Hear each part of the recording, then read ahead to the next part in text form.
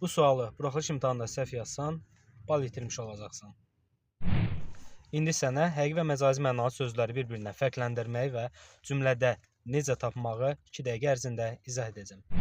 320-ci sualı qeyd etirsək, mətndə üzərində rəqəm yazılmış sözlər əsasında cədvəli doldurun. Bizə 3 sütun verir. Həqiqi mənada, məcazi mənada və mətndən fərqli mənada işlənən cümlə istəyir bizdən. Bunun üçün biz mətnimizə nəzər salaq. İlk növbədə üzərində rəqəm yazılan sözləri bir-bir tapırıq, altından xətt çəkirik və ya işarələyirik ki, unutmayaq və bundan sonra təklikdə sözə nəzər yetirmirik. Cümlə daxilində bir yerdə baxacağıq. Oxuyaq.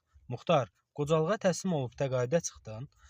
Burada baxırıq ki, təslim olmaq sözü qocalığa təslim olmaq. Biri var, mən polisə təslim olan, bu həqiqi mənadadır. Hər kəs bunu görə bilər, amma qocalıq bir insan deyil, mücərrəd anlayış olduğuna görə burada məcazi mənada işlənmişdir və bir olan təslim olmaq sözünü yazırıq birinci sütuna.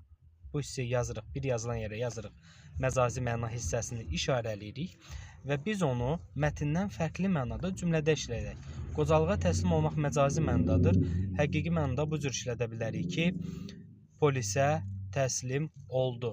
Məsələn, oğru polisə təslim oldu. Bu formada nəzər yetirə bilərik. İndi isə ikinci sözümüzə nəzər yetirək.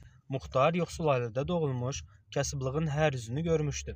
Yoxsul sözünə baxırıq ki, həqiqətən bu da həqiqi mənadadır. Yoxsul ailə, kasıb ailə ola bilər. Biz bunu məcazi mənada necə işlədərik, yəni digər məna deyəndə məcazi mənanı nəzərdə tutur. İki məna var. Həqiqi məna, məcazi məna. Burada sözümüz həqiqi mənadadırsa, digər məna hansı qalır? Məcazi məna. O zaman yoxsul sözünü yoxsul qəlb, yoxsul ürək mənasına cümlədə işlədə bilərik. Onun yoxsul qəlbi bunları anlamırdı formasında cümlədə işlədə bilərik. Üçüncü sözümüz isə əriyib sözüdür. Baxın, biz buna əriyib sözünə yalnız söz olaraq baxsaq, ərimək ilk ağlımıza həqiqi məna gələcək. Amma biz buna cümlə daxilində nəzər yetirməliyik və ya birləşmə daxilində. Muxtarın üzündə dolaşan həyəcan, yorğunluq əlamətləri bir an içində əriyib getdi. Həyəcanın əlaməti və yaxud da yorğunluq necə əriyə bilər? Biz onu real olaraq görmək mümkündürmü? Xeyr, mümkün olmadığına görə bu da məcazi mənada işlənmişdir. Həqiqi məna, yəni digər mənamız nədir? Həqiqi mənada necə işlədə bilərik? Onun aldığı dondurma günəş istisindən ərimişdi və yaxud da əriyirdi və s. Bu formada yazsaq düzgün cavablandırmış olarıq.